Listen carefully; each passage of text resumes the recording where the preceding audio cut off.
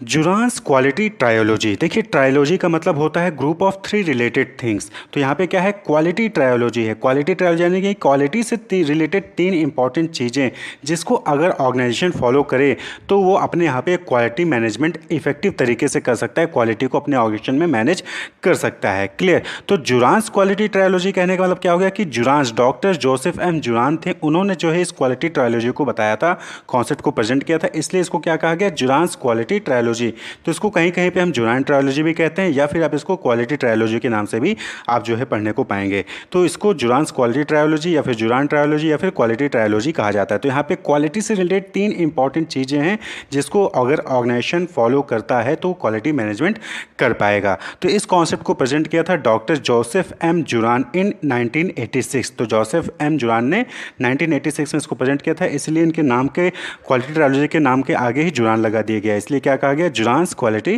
Trilogy. तो ये क्या है, it is a means to manage for quality, यानी कि क्वालिटी को अगर मैनेज करना है तो आप जुरांस की क्वालिटी ट्रायोलॉजी का यूज़ कर सकते हैं। ऑर्गेनाइजेशन इन क्वालिटी ट्रायोलॉजी को फॉलो कर सकता है। तो जो जुरांस क्वालिटी ट्रायोलॉजी है ये हर फंक्शन में, हर लेवल पे, हर प्रोडक्ट और हर सर्विस के लिए एप्लीकेबल होता है। It fits all function, all levels and all product and service line. चाहे आप मार्केटिंग फंक्शन परफॉर्म कर रहे हो, चाहे आप प्रोडक्शन फंक्शन परफॉर्म कर रहे हो, चाहे आप हाई लेवल पे हो, चाहे लोअर लेवल पे हो, चाहे मिडिल लेवल पे हो, चाहे आप जो है गुड्स बना रहे हो, चाहे कोई सर्विस डिलीवर कर रहे हो, तो हर जगह पे क्वालिटी ट्रायोलॉजी का आप यूज़ कर सकते हैं। Clear. Managing for quality consist of three universal process. तो क्वालिटी ट्रायोलॉजी में तीन यूनिवर्सल प्रोसेस हैं जिसका यूज़ करके क्वालिटी को आप जो है मैनेज कर सकते हैं जुरांस के अकॉर्डिंग। तो वो कौन कौन से हैं? पहला है क्वालिटी प्लानिंग, दूसरा है क्वालिटी कंट्रोल और तीसरा है क्वालिटी इंप्रूवमेंट। ये तीन, क्वालिटी प्लानिंग, क्वालिटी कंट्रोल और क्वालिटी इंप्रूवमेंट ही मिलाकर क्या बनाते हैं, क्वालिटी ट्रायोलॉजी बनाते हैं। तो क्वालिटी से रिलेटेड तीन चीज़ें, क्वालिटी प्लानिंग, क्वालिटी कंट्रोल और क्वालिटी इंप्रूवमेंट, इन्हीं को क्या कहा गया, क्वालिटी ट्रायोलॉजी कहा गया। और किसने दिया था, जुरांस ने, इसलिए जुरांस क्वालिटी ट्रायोलॉजी इसको कहते हैं। तो सबसे पहला एलिमेंट है दैट इज़ क्वालिटी प्लानिंग। तो देखिए, प्लानिंग यानी कि यहाँ पे आपको क्वालिटी को लेकर प्लानिंग करना है। तो क्वालिटी यानी कि, क्वालिटी मतलब क्या होता है कि वो ऐसी चीज़ जो कस्टमर की नीड को फुलफिल कर दे, वो क्वालिटी प्रोडक्ट है। जो ना कर पाए वो क्वालिटी प्रोडक्ट नहीं है। तो कस्टमर की नीड को फुलफिल करने के लिए आपको क्या पहले सबसे आइडेंटिफाई करना पड़ेगा, आपने कस्टमर को आइडेंटिफाई योर कस्टमर, कि आपके इंटरनल कस्टमर, एक्सटर्नल कस्टमर कौन है। फिर उसके बाद उनकी क्या नीड है, आइडेंटिफाई योर कस्टमर्स नीड। आप क्या कर रहे हो, क्वालिटी को प्लान कर रहे हो कि क्या प्रोडक्ट बनाना है, क्या सर्विस देना है, उसको आप प्लानिंग कर रहे हो। तो सबसे पहले आप कस्टमर को जानिए कि आपके कस्टमर हैं कौन, उनकी नीड क्या है। उसके बाद फिर develop product feature as per the need of customer. Customer के नीड के अकॉर्डिंग प्रोडक्ट के फीचर्स को डेवलप करिए कि अच्छा कस्टमर की ये नीड है और कस्टमर को ये फीचर्स चाहिए होते हैं।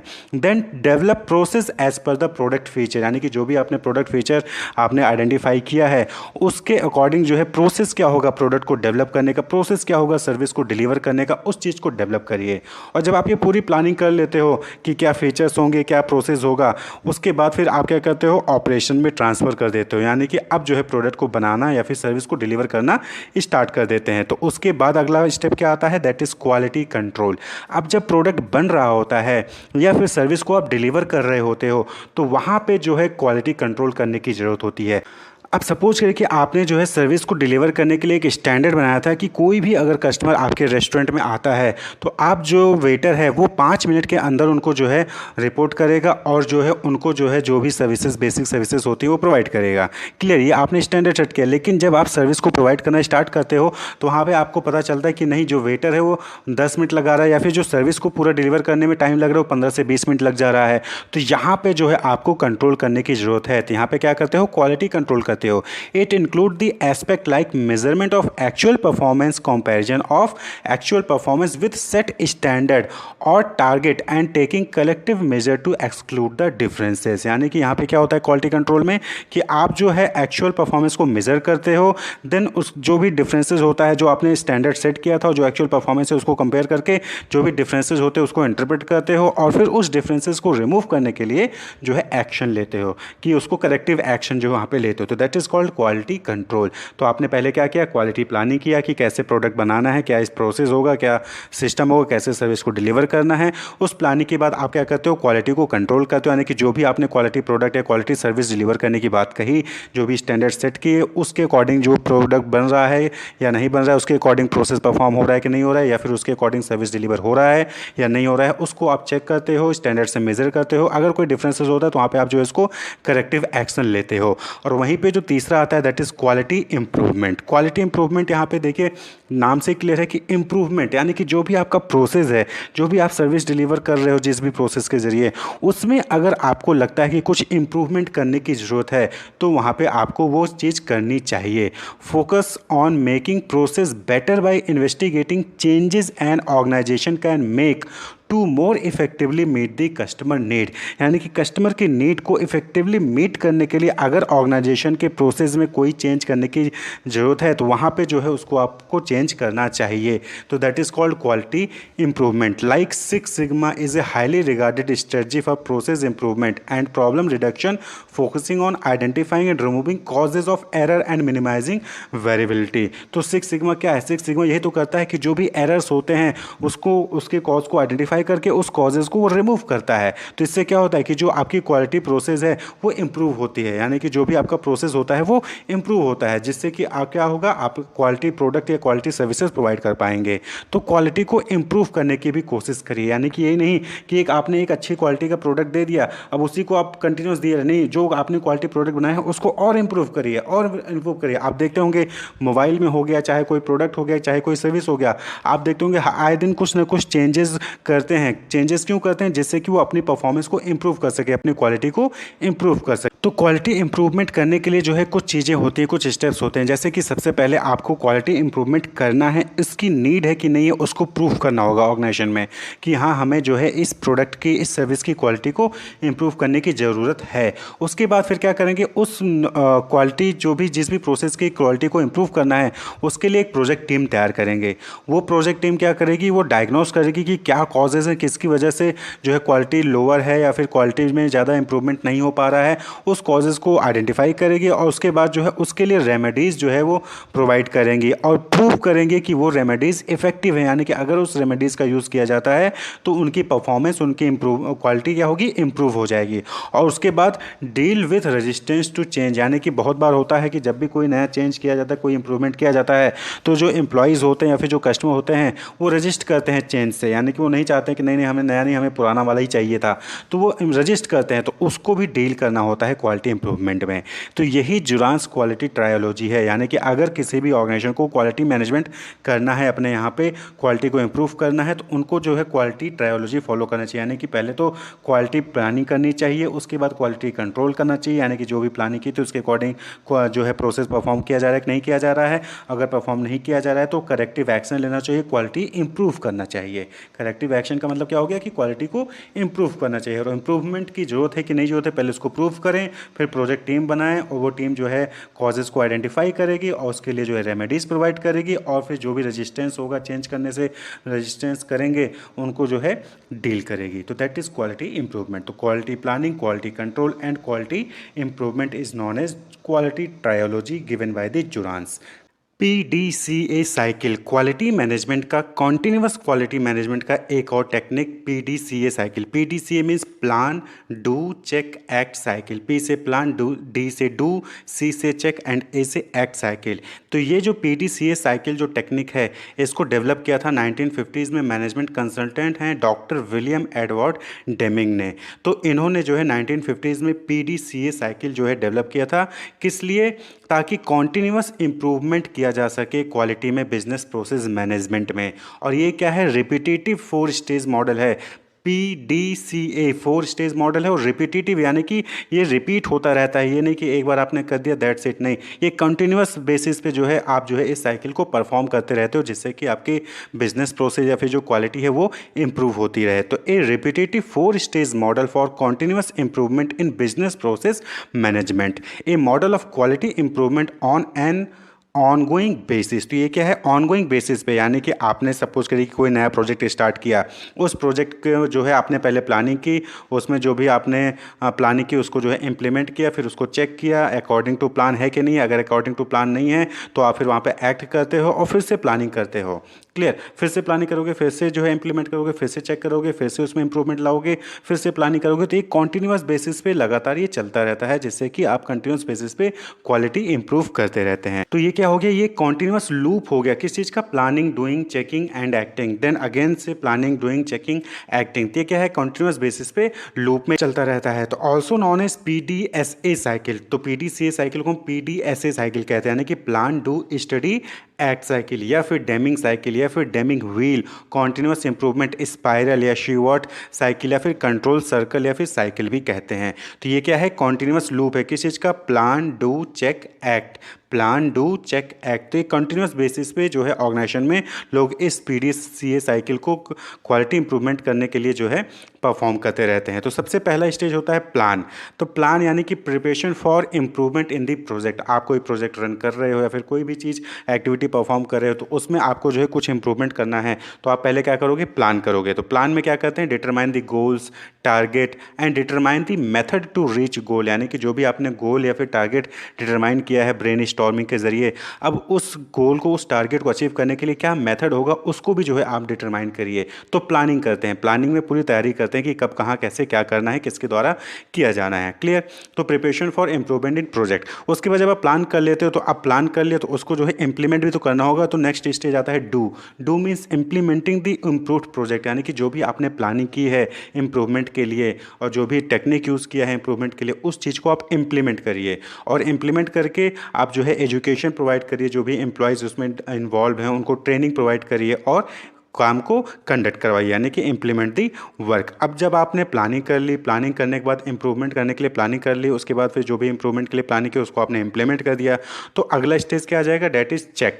यानी कि जो आपने प्लान किया था, क्या उसके अकॉर्डिंग जो है आपकी एक्टिविटीज़ चल रही हैं, उसके अकॉर्डिंग क्वालिटी में इंप्रूवमेंट हो रहा है या फिर नहीं हो रहा है, यानी कि एक्चुअल परफॉर्मेंस क्या है और जो आपने प्लान किया था वो उसकी परफॉर्मेंस क्या है, उसको आप क्या कंपेयर करते हो। तो check the result of improved project, यानी कि जो भी आपने इंप्रूवमेंट करने की कोशिश की थी प्लानिंग करके, क्या उसमें कुछ इंप्रूवमेंट हुआ है या फिर नहीं हुआ है, उसको चेक करिए। Compare the desired and actual result. जो डिज़ायर्ड रिजल्ट था जिसमें आपने प्लानिंग की थी और जो एक्चुअल रिजल्ट है उसको कंपेयर करिए। यानी कि यहाँ पे क्या हो रहा है कि चेक करिए कि कहीं कोई डिफरेंसेस तो नहीं है, यानी कि जो आप इंप्रूवमेंट चाहते थे वो इंप्रूवमेंट हो रहा है या फिर नहीं हो रहा है। जो भी आपने डिज़ायर्ड रिजल्ट एक्सपेक्ट किया था वो डिज़ायर्ड रिजल्ट आ रहा है या फिर नहीं आ रहा है, उसको एक्चुअल रिजल्ट से कंपेयर करिए। उसके बाद फिर आप जब चेक कर लेते हैं तो अब आता है काम एक्ट का। एक्ट यानी कि अगर आपको लगता है कि जो हम चाहते थे वो चीज़ नहीं अचीव हो पा रही है, तो दोबारा से क्या करोगे, आप उसमें कुछ ना कुछ मॉडिफिकेशन करोगे। तो या फिर आप जिनकी वजह से भी वो इम्प्रूवमेंट नहीं हो रहा है, जिस भी वजह से वो प्रॉब्लम आ रही है कि जो आप डिजायर्ड रिजल्ट था उसको आप अचीव नहीं कर पा रहे हो, तो उसको क्या करोगे, उसके जो कॉजेज़ होते हैं आप उसको रिमूव करने की कोशिश करते हो। Remove the cause for variation between target and actual result, यानी कि जो भी टारगेट आप चाहते थे, जो भी आपका गोल था, ऑब्जेक्टिव था, और जो आपका एक्चुअल रिजल्ट आया है उसमें जो भी वेरिएशन हो रहा है जिस भी वजह से, उसको रिमूव करिए and take appropriate action for continuous improvement. और अब जो है कंटिन्यूस इंप्रूवमेंट के लिए अप्रोप्रिएट एक्शन लीजिए। अगर जो है डिफरेंसेस नहीं आ रहे हैं, यानी कि जैसा आप चाहते थे वैसा हो रहा है, तो वेट करिए, फिर कुछ फर्दर इंप्रूवमेंट करने के लिए बाद में फिर से आप जो है PDA साइकिल परफॉर्म करिएगा। लेकिन अगर कहीं डिफरेंसेस आ रहे हैं तो तुरंत आपको जो है दोबारा से करेक्टिव एक्शन लेना होगा और फिर से PDCA साइकिल को परफॉर्म करना होता है। तो ये क्या है, कॉन्टिन्यूस बेसिस पे जो है क्वालिटी इंप्रूवमेंट करने के लिए कॉन्टिन्यूस बेसिस पे परफॉर्म की जाने वाली एक्टिविटी है PDCA cycle. Quality management tool है। Plan, do, check, act. हम सभी लोग अक्सर मेडिकल शॉप पे मेडिसिन परचेज करने जाते ही हैं। तो आपने देखा होगा कि मेडिकल शॉप पे जो दवाइयाँ होती हैं उनको जो मेडिकल शॉप ऑनर्स होते हैं वो लोग अरेंज करके रखते हैं, इतने अच्छे तरीके से अरेंज करके रखते हैं कि उतनी सारी दवाइयों में से जब अगर आप कोई दवाई मांगते हो, मेडिसिन मांगते हो, कोई भी, चाहे डेली रूटीन वाली दवाइयाँ हो, चाहे आप कोई स्पेशल दवाई हो, तो आप जब उसको डिमांड करते हैं तो वो तुरंत के तुरंत जो है कुछ ही सेकंड में आपको जो है दवाई निकाल कर उतनी बड़ी दुकान से आपको लाकर दे देते हैं। तो उनको कैसे पता चलता है कि कौन सी दवाई कहाँ है? क्योंकि उन्होंने सारी चीज़ों को सॉर्ट करके रखा हुआ है, अरेंज करके रखा हुआ है।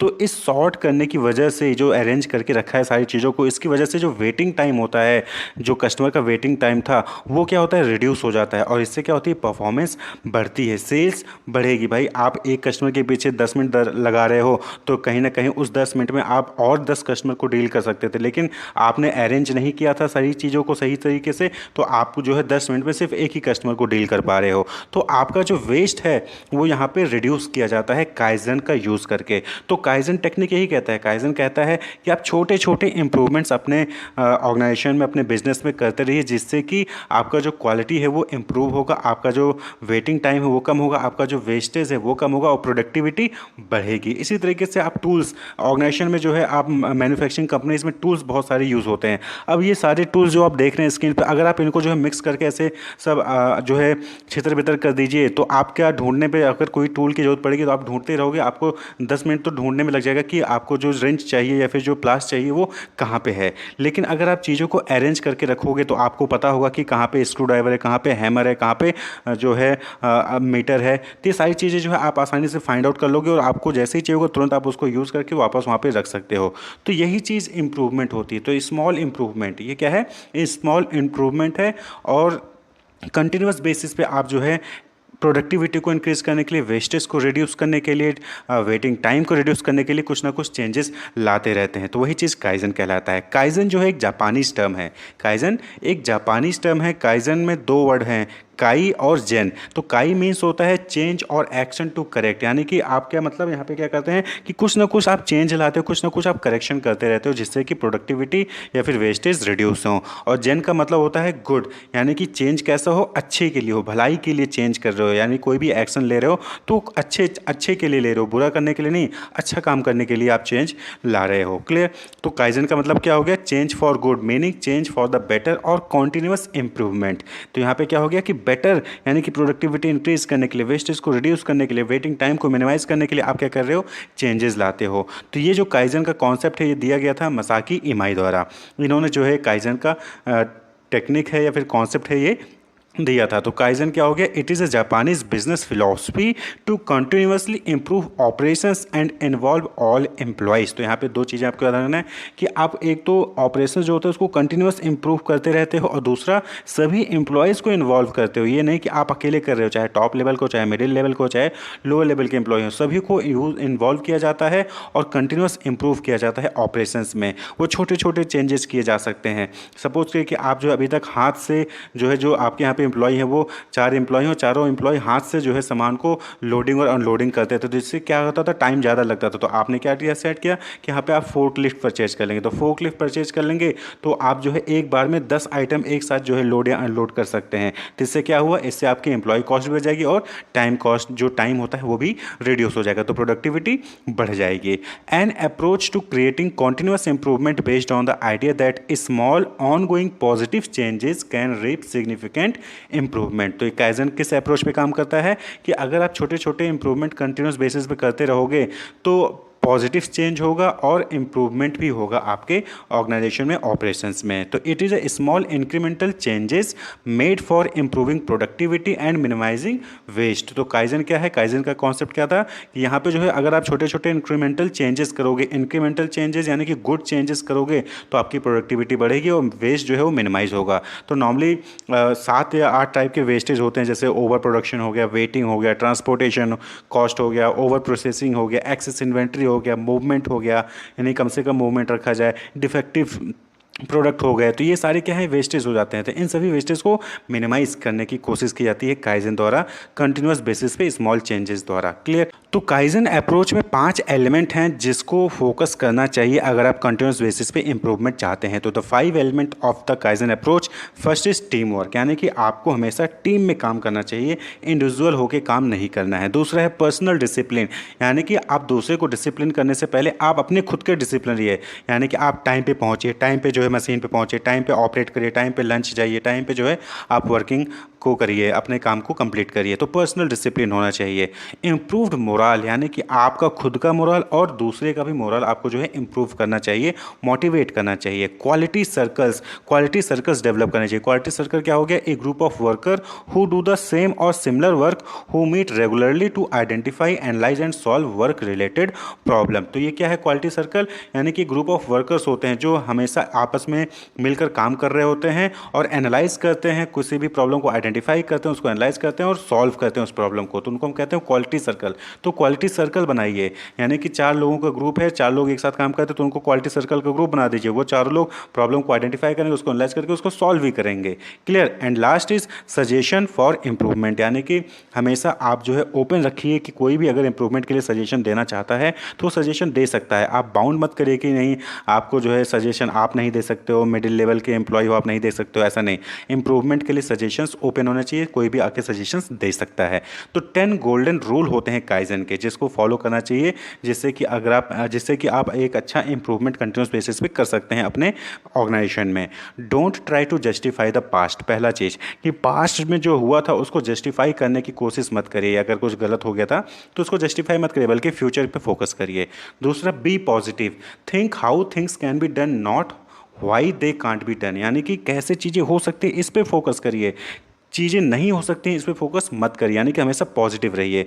यूज़ डेटा नॉट थ्योरीज, यानी कि थ्योरीज और कॉन्सेप्ट होते हैं उनको यूज़ करने की बजाय आप जो डेटा है आपके यहाँ पे, जो एक्चुअल में डेटा है उसका यूज़ करके जो है आप डिसीजन मेकिंग करिए। यूज़ विजडम नॉट मनी, अपने दिमाग का यूज़ करिए, ब्रेन स्टॉर्मिंग करिए, पैसे का यूज़ मत करिए, यानी कि कम करिए। Work smarter not harder. Set high standard, correct failures immediately, जो भी कुछ गलती होती है तो आप उसको तुरंत के तुरंत जो है सही करिए। आगे कल करेंगे, परसों करेंगे, ऐसा नहीं करना है, आपको तुरंत उसको सही करना है। लीड बाय एग्जाम्पल, एग्जाम्पल दे देकर जो है आप लीड करिए। आप देखते होंगे अक्सर कि लोग जो मोटिवेट करते हैं लोगों को, तो एग्जाम्पल देकर मोटिवेट करते हैं कि मैंने ऐसा किया था तो ऐसा हुआ था, या फिर सामने वाले पर्सन ने 12th फेल था लेकिन उसने जो है मेहनत की और आज वो बिलियनियर है। तो एग्जाम्पल देकर जो है लीड करिए, एम्प्लॉयज़ को लीड करिए, गाइड करिए। A team is better than one expert, यानी कि यहाँ पे आप इंडिविजुअल होकर काम मत करिए बल्कि टीम बनाइए, क्वालिटी सर्कल्स बनाइए, टीम वर्क में टीम बनाकर जो है आप काम को करिए, इंप्रूवमेंट लाइए, चेंजेस लाइए। And last but not least, that is identify the root cause, यानी कि किसी भी प्रॉब्लम के पीछे जड़ क्या है रूट कॉज, उसको आइडेंटिफाई करिए और उसके बाद फिर जो है उसको रिजॉल्व करिए। जैसे कि आप कोई कस्टमर मेडिसिन परचेज करने आता है तो क्यों जो है 10 मिनट लग जा रहा है, 15 मिनट लग जा रहा है, क्यों? क्योंकि चीज़ें अरेंज नहीं है, तो उसको अरेंज करिए। तो रूट कॉज क्या है किसी भी चीज़ के पीछे, किसी भी वेस्ट के पीछे, उसको जो है आइडेंटिफाई करिए और उसको रिजॉल्व करने की कोशिश करिए। तो काइजन यही कहता है कि कंटिन्यूस बेसिस पे स्मॉल स्मॉल चेंजेस, बड़े बड़े चेंजेस नहीं, स्मॉल स्मॉल चेंजेस लाकर जो है आप अपनी प्रोडक्टिविटी को इंप्रूव कर सकते हैं और वेस्टेज को मिनिमाइज कर सकते हैं। क्लियर। तो एडवांटेज की बात करें तो एडवांटेज वही चीज़ें हो जाएंगी कि आपका जो इंस्पेक्शन कंटिन्यूस बेसिस पे होगा, क्योंकि आप कंटिन्यूस बेसिस पे चेंजेस कर रहे हैं, इंप्रूवमेंट होंगे, वेस्टेज एलिमिनेट हो जाएंगे, यानी कि वेस्टेज कम होंगे, एफिशिएंसी बढ़ेगी, प्रोडक्टिविटी बढ़ेगी, इमीडिएट रिजल्ट यहाँ पे जो है आपको मिलेगा, क्योंकि आप यहाँ पे तुरंत प्रॉब्लम को सॉल्व करने की कोशिश करते हैं, और एम्प्लॉय सेटिस्फैक्शन भी यहाँ पे रहेगा। तो ये कुछ एडवांटेज हैं काइजन के।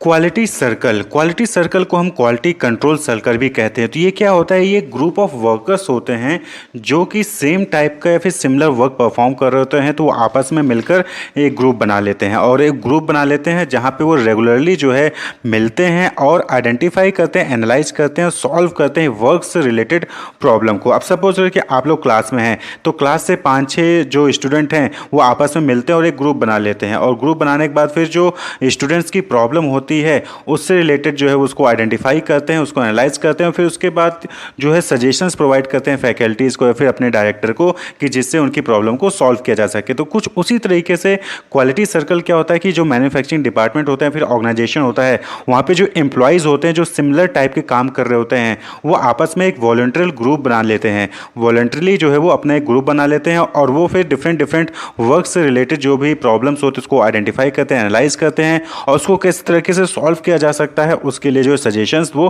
प्रोवाइड करते हैं अपने हाई अथॉरिटीज़ को, और फिर उसके बाद जो है डिसीजन मेकिंग्स लिए जाते हैं उस प्रॉब्लम को सॉल्व करने के लिए। अब सपोज करिए कि मैन्युफैक्चरिंग डिपार्टमेंट में 6 लोगों का एक क्वालिटी सर्कल बना हुआ है, क्लियर। तो वहाँ पे वो 6 लोग क्या देखते हैं कि लंच के बाद जो एम्प्लॉयज़ हैं वो जो है डेली जो काम पे आते हैं वो 10 से 15 मिनट लेट हो जाते हैं। तो क्यों लेट हो जाते हैं उन्होंने आइडेंटिफाई किया, तो पता चला कि जो मैन्युफैक्चरिंग डिपार्टमेंट है उस डिपार्टमेंट के आसपास कहीं पे वाटर टैंक नहीं लगा है, वाटर टैंक दूसरे डिपार्टमेंट लगा है, फिर बाहर लगा है। तो वहाँ पे लोग जाते हैं, जाने से वहाँ जाना, फिर वहाँ से वापस आने में लोग जो है टाइम कंज्यूम करते हैं, जिसकी वजह से टाइम डिले हो जाता है। जो मशीन पे काम करना होता है उसमें डिले हो जाता है लंच के बाद 10 से 15 मिनट का।